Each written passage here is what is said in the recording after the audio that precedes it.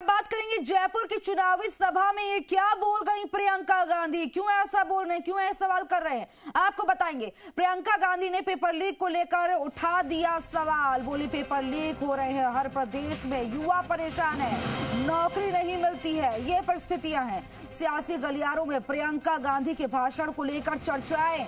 कथित तौर पर पेपर लीक की घटनाओं से उपजे असंतोष से गई गहलोत सरकार।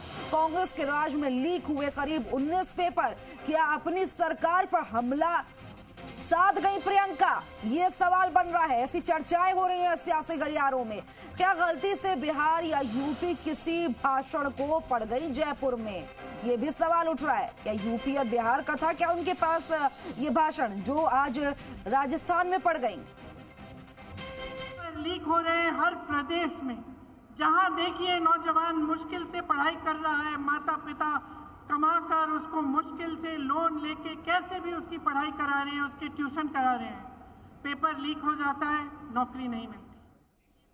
और मेरे सहयोगी शशि मोहन शर्मा इस खबर पर हमारे साथ फोन लाइन पर जुड़ गए हैं। शशि, जाहिर तौर पर देखिए विधानसभा चुनाव में देखा गया कि किस तरह से पेपर लीक का मुद्दा बीजेपी ने उठाया जब उस वक्त विपक्ष में थी, तो युवाओं ने भरोसा किया। और देखिए पेपर लीक का मामला आज जिस तरह से उठाया गया प्रियंका गांधी द्वारा, तो जाहिर तौर पर सियासी गलियारों में जो है चर्चा शुरू हो गई। क्या गलती से बिहार या यूपी का भाषण आज जयपुर में पड़ गई प्रियंका गांधी। देखिए सवाल दरअसल यही खड़े हो रहे हैं कि प्रियंका गांधी ने पेपर लीक का जिक्र राजस्थान की धरती से क्यों किया। हालांकि ये बात सही है कि राजस्थान में सरकार कांग्रेस पार्टी की नहीं है, अभी चली गई 4 महीने पहले, लेकिन जब कांग्रेस की सरकार थी तो पेपर लीक का मुद्दा बड़ा उठा। और अब सरकार बदलने के बाद जो एसओजी ने कार्रवाई की उसमें ये भी साफ आया कि पहले पेपर लीक हुआ और कुछ भर्ती परीक्षाओं में नकल गिरोह भी सामने आए।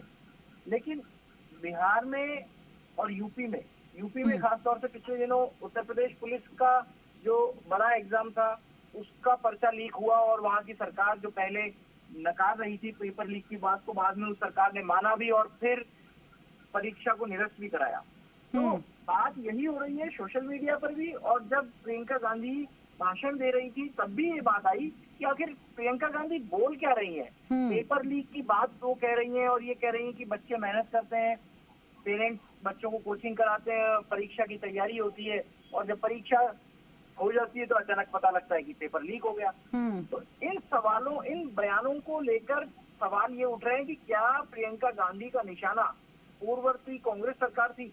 हालांकि ऐसा आमतौर पर होता नहीं है कि नेता अपनी पार्टी की सरकारों को निशाने पर ले, लेकिन जो राजनीतिक घटनाक्रम कांग्रेस में हुआ, नेताओं में भी जो भावना देखी गई, तो सवाल ये थे कि क्या उस भावना की परिणति के रूप में ये बयान आया या जो भाषण लिखकर देने वाले लोग थे उन्होंने कुछ गलत पॉइंट्स लिख करके दे दिए। जी ठीक है शशि, तमाम जानकारी देने के लिए बहुत बहुत शुक्रिया। तो सवाल तो देखिए ये भी उठ रहा है, जिस तरह से मेरे सहयोगी ने सवाल उठाया कि क्या किसी ने गलत भाषण लिखकर दे दिया, क्योंकि देखिए कांग्रेस जो है प्रदेश में किस तरह से पेपर लीक के मामले को लेकर घिरी और सत्ता से भी जो है निकल गई। अब क्योंकि बीजेपी काबिज हुई विधानसभा चुनाव के बाद, बीजेपी इस मुद्दे को लगातार अभी भी बुना रही है। इस बीच प्रियंका गांधी ने अपने भाषण में इसका जिक्र कर दिया, तो जाहिर तौर